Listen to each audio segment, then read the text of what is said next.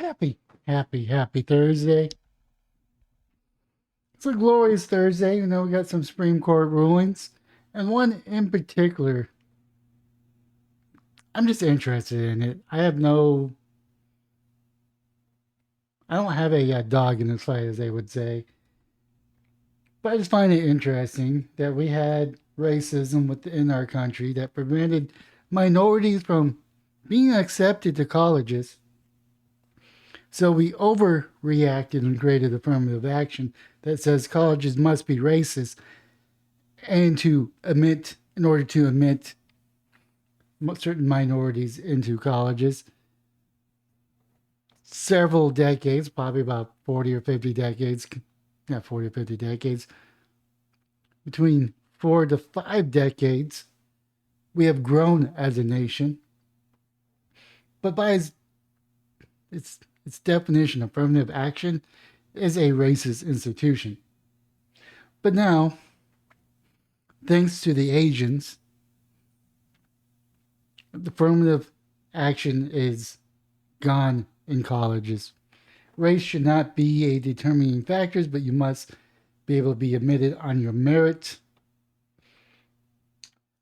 Now I'm going to go with two stories or two sources, depending on if this political article doesn't point to what I want to show. But ending affirmative action may only be just the beginning. Looking ahead of Supreme Court potential radical next move. The Supreme Court and radical shouldn't be in the same sentence. Let's see here. It's not too long. It's easy to think that the Supreme Court's decision invalidating Harvard and UNC Chapel Hill affirmative action programs as the end of a long road, with courts with Republican appointed majorities has been chipping away at the legality of using race to allocate state benefits since Reagan administration. A young lawyer in Reagan's White House by the name of John Roberts candidly coined state affirmative action measures in blunt terms as highly objectable. Now, after Roberts' opinion, Thursday objectable has become unconstitutional thanks to simply changing the composition of the court. I could already tell that this was written by a left wing or a Democrat, the way that they're describing this. Racism isn't constitutional. When you prevent someone from being admitted to a job application or a education, that is racism, and that is unconstitutional. It's always been unconstitutional. This was a overcorrection in the other direction, which did benefit minorities. Don't get me wrong. I think it was a tool that was needed for the time that it was enacted. Even in this week's decision, the final flourish of conservative legal project that has been in the works since 1980, it's also signal opening of a new chapter in the history of American struggles over race. We don't really struggle over race. I'm sure some people struggle over race, but I think the majority of the people don't care the skin tone or the ethnic background. A conservative majority of the Supreme Court could well build on this ruling to undermine further efforts by the government and firms to identify and address harms that fall distinctly on racial and ethnic minorities. The government and firms to identify and address harms that fall undermine. I don't know if I want to continue with this one, but I'm going to give it a couple more paragraphs. There are two important ways in which this week's decision may be beginning and not merely the closing of that chapter for the court. First, with move of the law meaningful, more conservative direction. The second is to fully realize that you would have to destabilize legal and political consequences on par or greater than last year's decisions to throw out Roe versus Wade. The first is most likely the next shoe to drop after this week ruling decision, invalidating what called disparate impact rules. The idea that disparate impact is simple. Often people who act for bad reasons don't wear their racist motives on their sleeves and are simply negligent in the ways that their actions enrich past race-based disadvantages. So disparate impact laws allow plaintiffs to prove that they encounter discrimination by pointing out by a large and unexplained racial disparity. But conservative justices have disparate impact in their sight for more than a decade now. This week could categorically ruling against race-based college admission as a powerful new weapon. No, I'm sorry. I gave you a chance, Politico. I gave you a chance. This is nothing but left-wing nonsense. I mean, I know CNBC is not much better, but let's see here. The Supreme Court on Thursday ruled affirmative action admission policy of Harvard and North Carolina are unconstitutional. The ruling is a massive blow to decades-old effort to boost enrollment of minorities at Americans' university through policies that took into account apparent race. Eliminating race discrimination means eliminating all of it, wrote Chief Justice John Roberts in majority opinion, which all of his five fellow conservatives justices joined in. Robert wrote that both Harvard and UNC affirmative actions programs unavoidably employed race in a negative manner, involved racial stereotyping, and lack of meaningful endpoints. We have never permitted admission programs to work in that way, and we will not do so today. Robert wrote in a finding the university's policies violate the Equal Protection Clause of the Constitution of the 14th Amendment, the clause that bars states from denying people equal protection under the law. Chief Justice added, however, nothing prohibits universities from considering an application discussion how race affects the applicant's life, so as long as the discussion is concentrated, tied to a qualified or quality of character or unique ability in that particular application can contribute to the university. Justice Clarence Thomas, a black conservative, wrote the concurring opinion, said that schools' affirmative action admission policies fly in the face of our colorblind Constitution. Two discriminatory wrongs cannot make a right, wrote Thomas. In her dissent, the majority liberal Justice Kathleen Brown Jackson, who is black, called the ruling truly a tragedy for all of us. I disagree.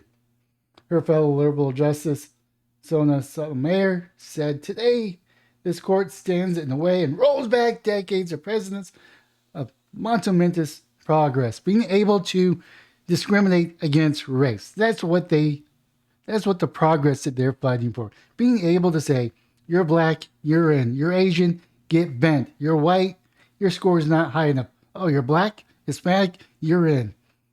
That is the progress that they're talking about.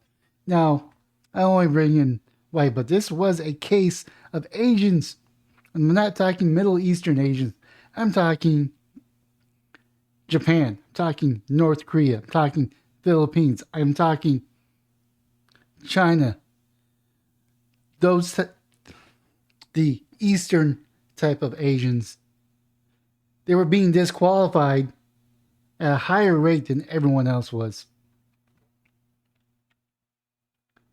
Sotomayor calling the ruling profound and devastating, said in the majority, holds that race can no longer be used in a limited way in college admission to achieve such critical benefits. Holds that race can no longer be used in a limited way in college admissions to achieve such critical benefits. That's racism right there. She's promoting racism. Okay, doing so, she argued the Supreme Court cements a superficial rule of colorblindness as a constitutional principle in a endemically segregated society where race has always mattered and continue to matter. It doesn't have to be this way. We don't have to discriminate. We don't have to focus on skin tone.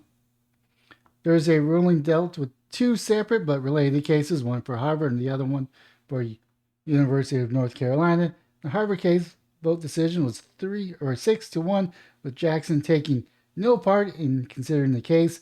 Jackson last year during her Senate confirmation hearing agreed to recuse herself in the case involving Harvard, whose board overseer she served until 2022. In the University of North Carolina case, the vote was 6-3, with Jackson participating, considering that the case and dissenting with Sotomayor and Justice Elaine Geiger, the court's third liberal. President Joe Biden said the court has effectively ended affirmative action in college admissions, and I strongly disagree with the court's decision because you're a racist. Discrimination still exists in America. I agree with that statement, Biden said in the White House, repeating the phrase several times. Today's decision does not change that. Asked by a reporter if this is a rogue court, Biden paused at the door. He was about to exit and was silent for several seconds. This is not a normal one, Biden finally said. However, in a lengthy statement, said will certainly comply with the court's decision, but the statement added, in weeks and months ahead, drawing on the talent and expertise of our Harvard community, we will determine how to preserve, consistent with the court's new proceeding, over our essential values. Harvard's, which began classes in 1636, did not admit black undergraduates until 1847, the university noted. University of North Carolina Chancellor Kevin Guglusitz, in a statement, said Carolina remains fully committed to bringing together talented students with different perspectives on life and experiences and continuing to make an affordable and high quality education accessible to the people of North Carolina and beyond. While not the outcome we hope for, we will certainly carefully review the Supreme Court's decision and take any steps necessary to comply with the state's law. Just says, I don't know how to say your name. Sorry. Former President Donald Trump is seeking the 2024 Republican president nomination, said, "This is a great day for America. We're going back to all merit-based, and that is the way it should be," said Trump, who graduated from Wharton School of University, Pennsylvania, an Ivy League school like Harvard, after growing up with the son of a wealthy New York real estate developer. In a footnote, the majority opinion in the case, Robert indicated that the decision does not apply to United States military academies, even though I think it should. Biden administration had filed a legal brief arguing that race-based admission to American colleges further compelling interest at the military academies. Roberts noted no military academy is a party to these cases. However, none of the courts below address the property of race-based admission systems in that context. His opinion does not address the issue in light of the potential distinct interests that the military academies may present. The NAACP CEO Derek Johnson blasted the ruling, saying that today the Supreme Court has bowed to the personally beliefs of an extremist minority. Well, they're the majority. We will not allow hatred-inspired people in power turn back the clock and undermine the hard-won victories, said Johnson. The tricks of America's dark past will not be tolerated. Let me be clear. Affirmative action exists because we cannot rely on colleges, universities, and employers to enact admission and hiring practice and embrace diversity, equality, inclusion, or diversity, inclusion, and equality, or equity. No, it should be equality. It really should be equality, not equity. Race plays an undeniable role in shaping the identities and quality of life for Black Americans. So, equity is socialism where everyone's equal. Sometimes you gotta break a leg in order for everyone to be equal. I do think this is a. I think this is in the right direction. We gotta see how this plays out. We're gonna have to see. We're gonna have to see how colleges react. We have to see how businesses react. Because I know that a lot of major companies want organic diversity, because diversity does benefit companies. No one's denying diversity benefits to companies because it's a different of thoughts. And also, I always say you also need diversity of thought. Diversity of thought is more important than diversity of skin tone. Because it doesn't matter if you have the whole rainbow of skin tones, if they all think the same, that's not really diversity. But we're going to have to see how this one plays out. And I'm not too sure how it's going to play out. But I do know that ending affirmative action is the right direction to go because it is institutional racism. The Supreme, so Kurt Decaclaire, I don't know who he is, but the U.S. Supreme Court declared Thursday that the admission system used by Harvard University and the University of North Carolina at Chapel Hill illegally violated the Equal Protection Clause of the 14th Amendment. Of course, Joe Biden did this at 4:11 my time. Today, I want to offer some guidance to our nation's colleges as they review their admission systems after today's Supreme Court decisions. They should not abandon their commitment to ensure student bodies of a diverse backgrounds and experience that reflects all of America. Actually, let's see this one.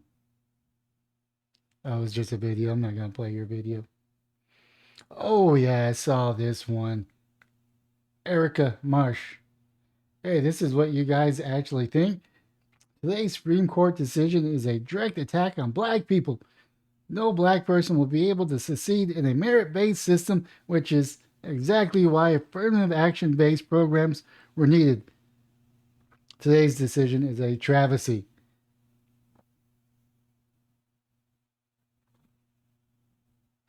People that actually think like this are the real racists.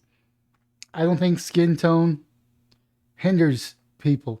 I think the environment that they grow up determines how they're going to achieve in life. If you come from a family that's very supportive and that they're raising their children properly, making sure that they have all the resources that they can provide to make sure that their children succeed, then they're going to be able to compete in a merit-based system, regardless of ethnic background and skin tone. But yeah, this is very concerning because she actually has affirmative action wrong. Affirmative action was because colleges and companies were not hiring or enrolling or hiring Black people. It was to force diversity into these colleges and companies, which was needed at the time. It was a tool that was needed at the time to force people into making sure everyone had that equal opportunity to be successful. It's just no longer needed. In my opinion, I may be proven wrong as the future unfolds. That being said, that is my video for today, and have yourself a wonderful day, morning, or evening.